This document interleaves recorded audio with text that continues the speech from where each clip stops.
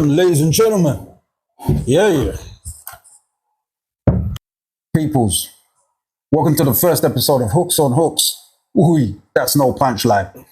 This is my boxing review segment where I'll be looking into some of the upcoming matches, happenings going on around boxing and in the world of entertainment. And boxing is entertainment now, so it's part of that mesh, And if you know about me, you know that my history runs deep in entertainment, from music to media to working at some of the most prestigious venues in the country. So, yeah, let's talk some Anthony Joshua. Anthony Joshua's fighting Kristian Prenga on the weekend. Supposed to be a warm-up fight, coming back to the boxing scene after his last match, which wasn't much of a match. We're talking about Anthony Joshua versus Jake Paul, where Jake Paul got his jaw broken trying to fuck around and find out. And he fucked around and found out for sure. But again, that wasn't a real boxing match. It was a little bit of a circus. And then following that, Anthony Joshua, he had a little bit of a layoff before that Jake Paul fight. So Anthony Joshua was already going to find it a bit difficult to come back to the ring. Because the last time we saw him before Jake Paul was what? We saw him getting beat up left, right and center by Daniel Dubois. Ended up doing some Olympic shit. I ain't talking boxing. Anthony Joshua was doing the Olympic breakdancing, man. Not a good sight. I was at that fight, actually, and it was crazy because you could feel the atmosphere as soon as Daniel Dubois walked into the ring. You could feel the atmosphere when you looked at, like, Daniel Dubois, the music, the energy, everything was just right. Scene was set for him. Then you saw AJ, who wasn't completely, like, content with himself. That's what it felt like anyway. There was an air of silence when he was walking down. Everyone felt a bit nervous before the first punch was thrown. But that's just AJ. AJ's got that ability to do that. He stirs up. No one. I don't think there's been a more analyzed fighter in the game than AJ. AJ sometimes gives us not sure. Sometimes he's very confident. Sometimes he looks like he's supposed to be something that he hasn't become yet. So maybe that's what keeps people watching. I don't know. But what I do know is that this weekend, AJ goes in the ring against Kristian Prenga, the best Albanian heavyweight. Yeah. So obviously Kristian Prenga is a big heavyweight. He's got a near to, if not 100% knockout record. And again, this isn't anything more. I'm trying to not gas this thing up crazy because this isn't anything more than a routine exercise for Anthony Joshua. We know that Anthony Joshua, for his level, Olympic gold medalist, two-time world champion, man, even in the world championships, he's got a good record there. So Anthony Joshua's got a long history of doing well in the sport of boxing. When you're talking about levels, there's no way Kristian Prenga should be able to give Anthony Joshua any problems. But it is the heavyweight division. We have to anticipate the fact that Anthony Joshua has come off a long layoff and, his last proper fight being beaten left, right and center by Daniel Dubois. We also have to consider that he had the accident in Nigeria where he lost his friends. And I can't even begin to imagine what that starts to look like when you're there on ground, seeing that kind of thing. But again, just looking at AJ in general, because obviously I'm going to talk Kristian Prenga, but I'm going to kind of dovetail into, prelims for this Tyson Fury fight.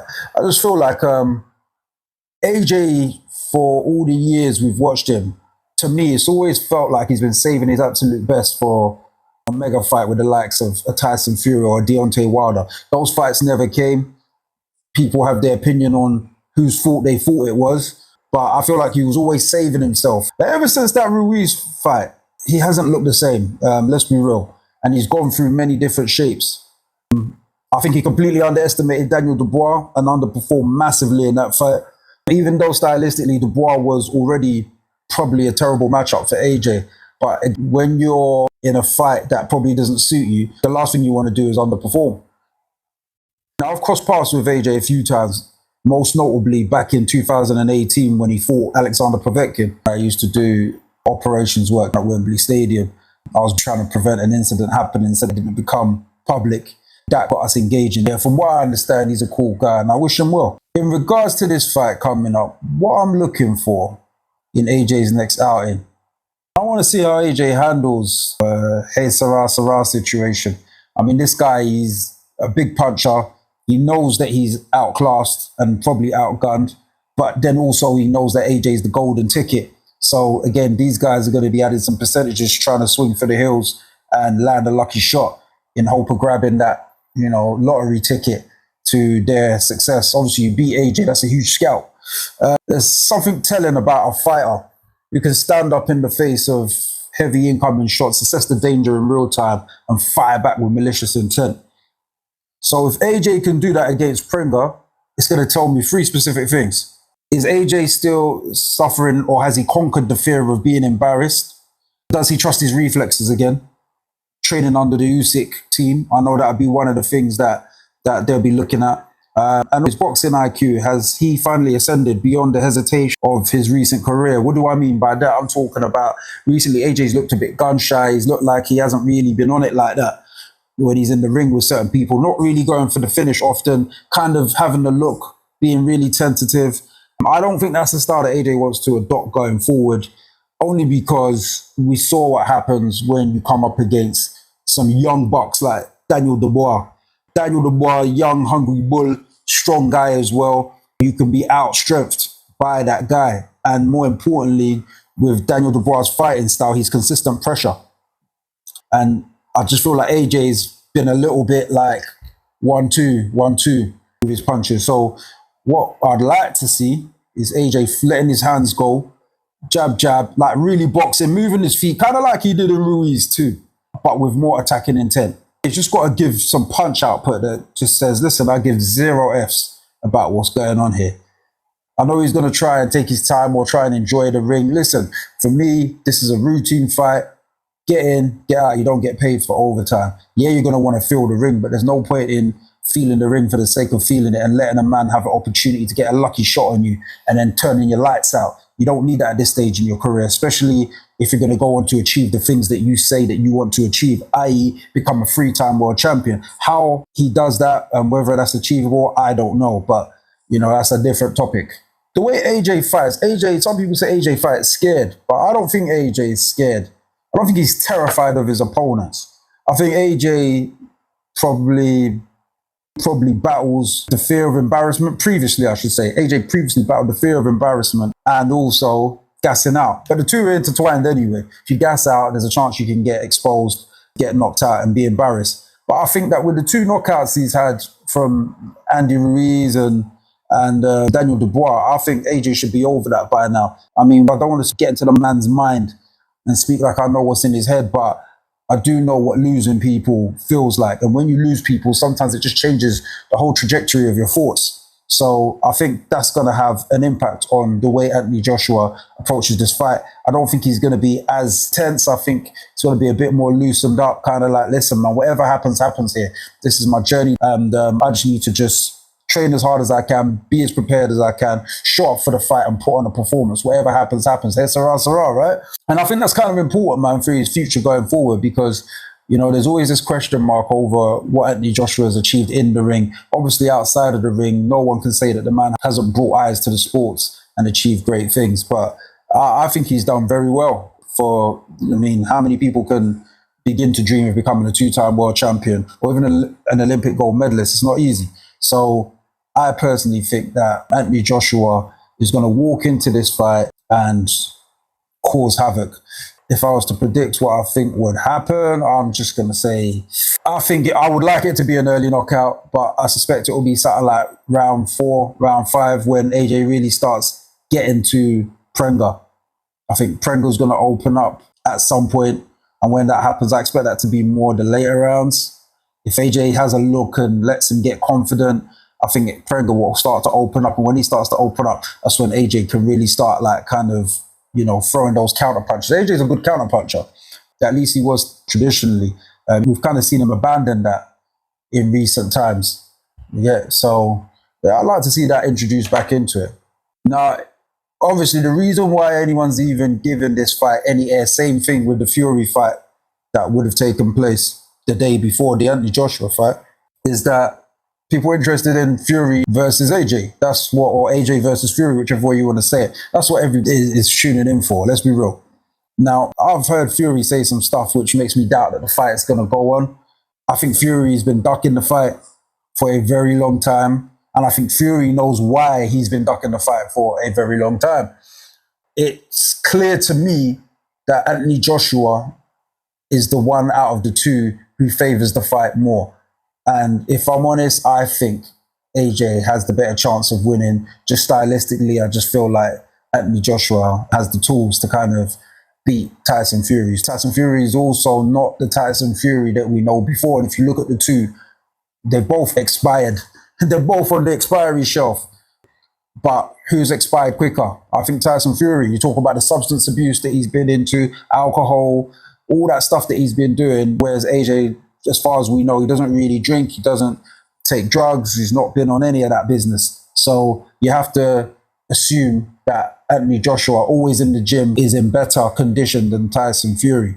Even from that perspective, I think Fury's got a naturally better gas tank than AJ. But again, the age does kind of balance things out. I've always felt this is the case, by the way. It's not a case of them being old. I just feel that Anthony Joshua's got the style to beat Tyson Fury. That doesn't necessarily mean that Anthony Joshua is better than Tyson Fury as a boxer. I just think his style is better than Tyson Fury. So yeah, we're going to see how that one runs. I believe Tyson Fury, from what I understand, Tyson Fury won his fight in 7 rounds, first stoppage. Again, I haven't seen the fight. None of us saw the fight because it's on nowhere. That's exactly where it is. Yeah, I'll tell you where it isn't. It's not on TV. But what they've done is they've put together a deal so that you can watch that on Tyson Fury's Netflix series. So I don't know about watching that show. I've never watched a day of that show. It's not something I'm particularly interested in, but I'm sure we'll start to see clips filter through of how Tyson Fury got on in that fight, just to see what he looked like. We can start having looks. I know he fought Makhmudov not too long ago, but again, we can start to compare. Yeah, man. But Marius Wack, man. Oh, Marius Wack fight. I ain't mad at Fury doing that, but Marius Wack's like Moses, man. And I'm not talking about Italma. I'm talking about Moses from the Bible, because that's about how old Marius Wack is. Ironically, Moses beat up Marius Wack, funny enough, punchline. But it's one of them ones where it's a run out. He just wants to make sure. Let's talking ish here, man. Look, let's keep it real. Tyson Fury is having this fight against Marius Wack because Tyson Fury wants to steal some of the limelight and energy of the Anthony Joshua fight taking place on Saturday, the 25th of July. So, yeah, have that right. This is all mind games more time as well.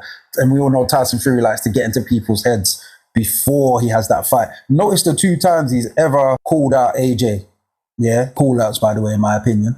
But look at those 2 times. The first time was after Anthony Joshua had that meltdown in the ring with Usyk, so he was vulnerable. And now following the car crash in Nigeria, so he's vulnerable again. There's something in that. Anyone who can't see there's something in that, to me, is Colo.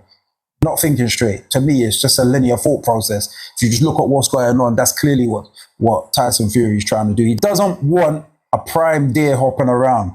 Tyson Fury is a predator. He's looking for a wounded animal, and that's the one that he's looking to chomp on.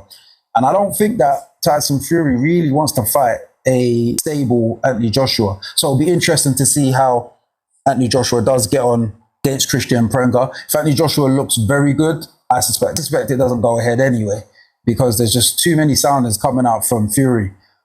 He's kind of setting the scene like, yo, if the fight happens, or Anthony Joshua's team doesn't seem to want to fight. Anthony Joshua's not said he doesn't want to fight. There's no indication that Anthony Joshua has given that he doesn't want to fight. So why are we talking like this? It's weird to me. But anyway, whatever's. Man, elsewhere, we've got Errol Spence Jr. taking on Tim Tszyu, son of legendary Costa Tszyu. Yeah, it's a genuine 50-50 pick and fight for me. Neither man looked like a world beater in their last fight. One of them looked like a world beater in their last outing. So again, it's a bit like, be a good watch, because sometimes when fighters are diminished, it actually makes for a better fight because skill sets are leveled out. And I think this might be the case here. If all things were equal on paper, I'd lean towards Spence based on pure fundamental boxing ability. But given the layoffs that he's had and after the car crash that he had, funny, it's a weekend of car crash TV. All I could do is just say, man, thank goodness these brothers are all right and they get to see another day and they're doing whatever it is that they enjoy doing in the ring. game, the damage, going back to the damage that Spence took. It's kind of hard to say, man. Version of Errol Spence turns up. As an avid boxing fan, I will be keeping an eye on that one. But anyway, that's my take for this episode. So again, please make sure you like, subscribe, whatever it is. Yeah, let's get this boxing talk going, man. The more support we rally up, the better the show will get, and we'll see where we take it from here. It's a journey that I'm definitely interested in, and I hope you are too. Just tune in next time, and yeah, it's the Marksman out. Woo.